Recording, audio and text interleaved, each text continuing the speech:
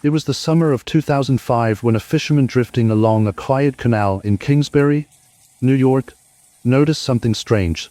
At first, he thought it was just an old toolbox, the kind you toss into the back of a pickup truck. But as he floated closer, his curiosity turned to horror. Inside that box wasn't rusted metal or fishing gear. It was the bound and lifeless body of a woman, handcuffed, duct-taped, wrapped in a comforter like discarded trash. That discovery would unravel a chilling story, one that stretched back nearly a decade. A story of obsession, control, and violence that had been building for years. The man linked to this gruesome find wasn't a nameless drifter. He was someone who had already left scars on the lives of others, long before this body was pulled from the water. His name was Shawn Doyle. For people who knew him, Shawn wasn't a stranger to aggression. To some, he could be charming, quiet, even helpful. But to women who had crossed paths with him, he was a storm waiting to break. One of those women was Cece Opinowski. Her story began in 1996, when she was a teenager just starting her first semester of college. What happened to her inside her own home would foreshadow the nightmare that was yet to come. Cece thought she had put Shawn behind her. They dated in high school, and by the time she left for college, the relationship was already fraying. But like so many abusive partners, Shawn didn't know how to let go. When Cece invited a friend for a girls' night at her house, she never imagined it would end with violence. And that's where her story begins.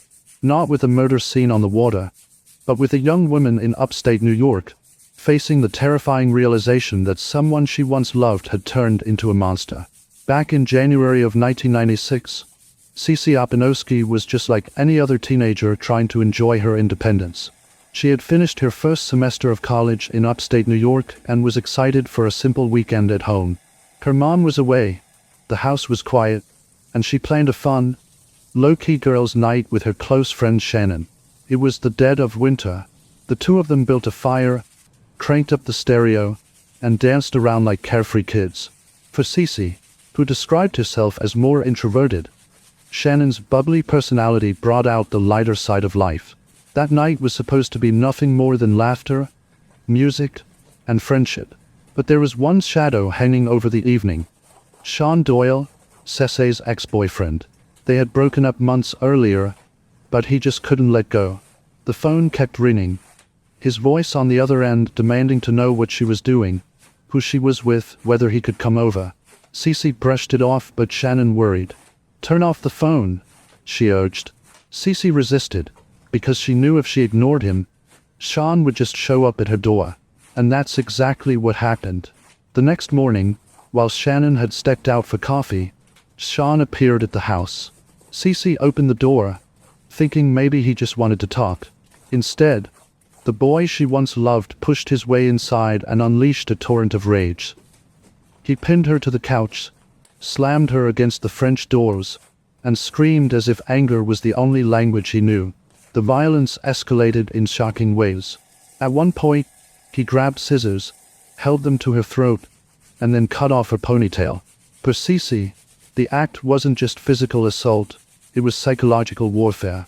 Having her hair chopped away was demeaning, humiliating, meant to remind her that he had the power to take anything from her. Cece was trapped in her own home, fighting to stay calm, desperate for a way out. The phone kept ringing. If she ignored it, she knew things could get worse. But answering it in front of him was dangerous too. So when Shannon called again, Cece tried to sound normal. She forced her voice steady and even distracted herself by unloading the dishwasher, whispering, "No, everything's fine." But Shannon wasn't fooled. She heard the fear hidden in her friend's words. And when Cece finally admitted that Shawn was there, Shannon hung up and called the police. That decision would save Cece's life. Cece's encounter with Shawn in 1996 left scars that never fully healed. She survived, but the system failed her. Police saw the bruises, the chopped hair, the signs of assault. Yet Shawn was never held accountable in any serious way. The charges were watered down to trespassing and harassment. No handcuffs, no jail time, just a slap on the wrist. A prosecutor once told Cece something that haunted her for decades. "He's going to do this again, And next time, it could be worse. 9 years later, that warning came true. In 2003, a woman named Lori Leonard met Shawn Doyle online. She was a single mother, raising 2 young boys, and still believed in giving people chances. Where others saw red flags, Lori saw a man who just needed to be understood. But Shawn was the same man Cece had faced years earlier. Possessive, controlling, and quick to anger. He inserted himself into Lori's life, isolating her from family and friends. Those closest to Lori noticed the changes. Her sister Jennifer recalled talking to her less and less, and when she did call, she could sometimes hear Shawn yelling in the background. By 2005, the relationship had unraveled. Lori tried to move on, even finding her own place with her kids. But Shawn wasn't ready to let go. He hovered, showing up when he wasn't wanted, pretending to still be a friend. And then, in April of that year, Lori vanished. She was supposed to meet someone in Albany but never showed up. Calls to her phone went straight to voicemail, which was completely out of character. Her family grew anxious. Jennifer tried calling Shawn directly, asking if he had seen her sister. He casually brushed it off, claiming he hadn't spoken to Lori in days.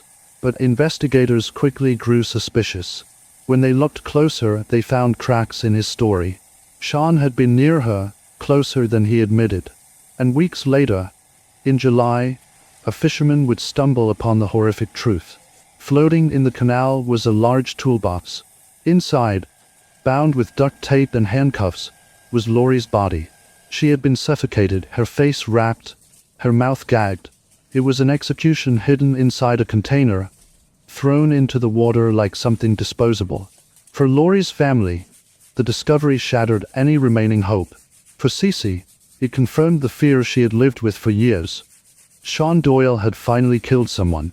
When Lori's body was pulled from the water in July 2005, investigators knew they were dealing with more than just a missing persons case.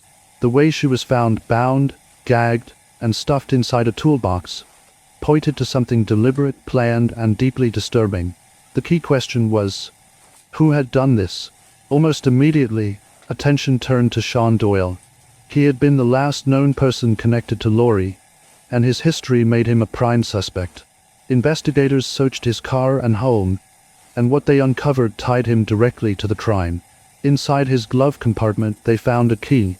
At first glance, it looked ordinary, but when they compared the serial number, it matched perfectly to the lock on the toolbox that had held Lori's body. That single piece of evidence was damning. It meant this wasn't just coincidence. The box was his.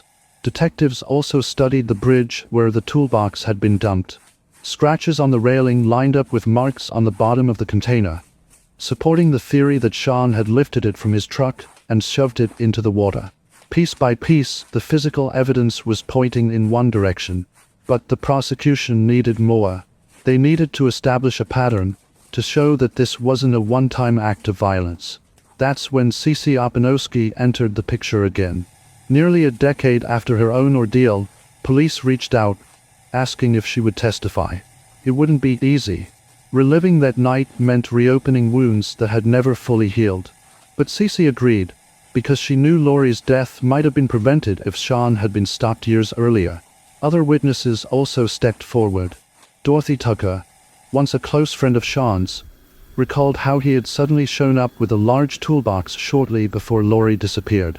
She even remembered teasing him, saying, "What do you need a toolbox for? You don't even own tools."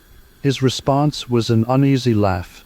Later, he told her he was heading to fish near the very canal where Lori's body was eventually discovered. The pieces were falling into place.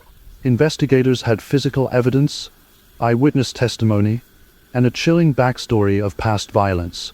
Together, it built the picture of a man who had grown bolder and more dangerous over time, someone who had gone from intimidation and assault to full-blown murder. As the case moved toward trial, both families, Cece's and Lori's, prepared to face the man they knew as charming on the surface, but monstrous underneath. For Jennifer, Lori's sister, it wasn't about just proving guilt. It was about giving her nephews closure, and making sure no other woman would ever fall into Shawn Doyle's trap again. On January 23, 2006, the trial of Shawn Doyle officially began. For Laurie's family, it was the moment they had been waiting for. A chance to see him held accountable. For Cece, it was an opportunity to finally confront the man who had terrorized her as a teenager. The prosecution built its case carefully, presenting the physical evidence first. Jurors saw the toolbox itself, heavy and rusted, and then they were shown the key found in Shawn's glove compartment that matched it exactly. They heard about the duct tape, the handcuffs, and the sandbags discovered in his home, items consistent with how Laurie's body had been restrained and disposed of. But the case wasn't just about objects. It was about patterns. The judge allowed Cece and another woman to testify, despite objections from the defense. Their testimony showed a disturbing consistency in Shawn's behavior. The possessiveness, the threats, the violent outbursts, even the use of restraints. For the jury, it became clear that what happened to Laurie wasn't random.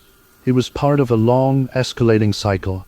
Then came the testimony of Dorothy Tucker, Shawn's former friend. She told the court about the mysterious appearance of the large toolbox, how she'd questioned him about it, and his awkward laugh in response. She recounted how he had told her about going fishing near the canal, the very place where Laurie's body was later found. Her words connected the dots between Shawn's casual excuses and the horrifying reality. The defense tried to poke holes, suggesting there wasn't enough to prove beyond a reasonable doubt. But the evidence was overwhelming. After 3 long days of testimony and deliberation, the jury returned with a verdict: guilty.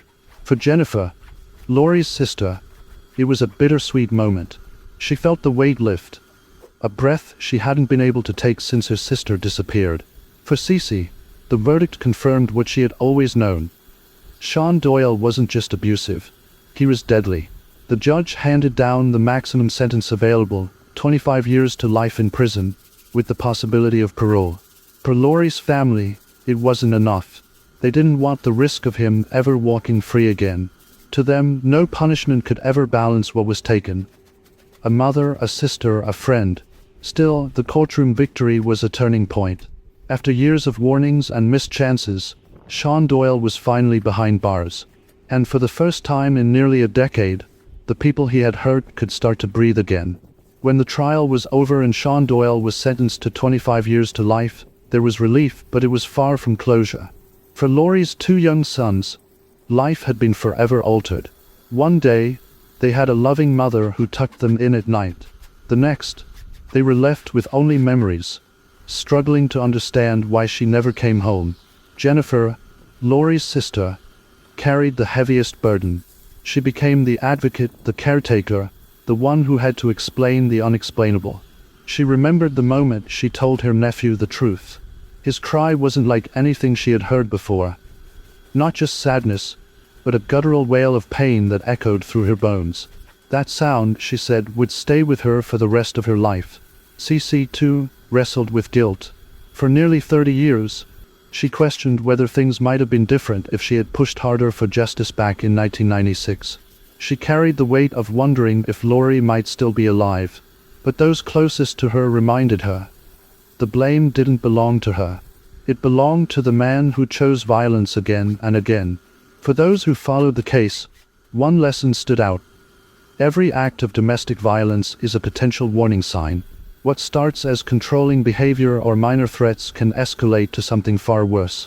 Laurie's death proved what advocates had been saying for years. These cases must always be taken seriously.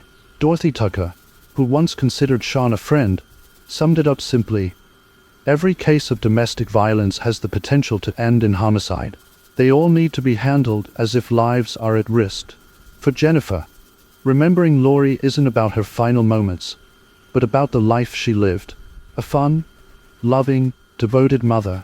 A sister who should have grown old alongside her. She still dreams of the life they were supposed to share. Raising their kids together, celebrating milestones, growing into the future side by side. Instead, she is left to carry those dreams alone. Shawn Doyle remains behind bars, but the possibility of parole hangs in the distance. For the families, the idea of him walking free is unbearable. To them, forgiveness isn't possible. The wounds run too deep. And so the story of Shawn Doyle is not just the story of a murderer. is the story of missed red flags, of a system that once let him slip through, and of the devastation left behind. In the end, the monster Cece once faced in her living room grew unchecked until he claimed another life. Her survival became Laurie's warning, and Laurie's death became Cece's haunting truth.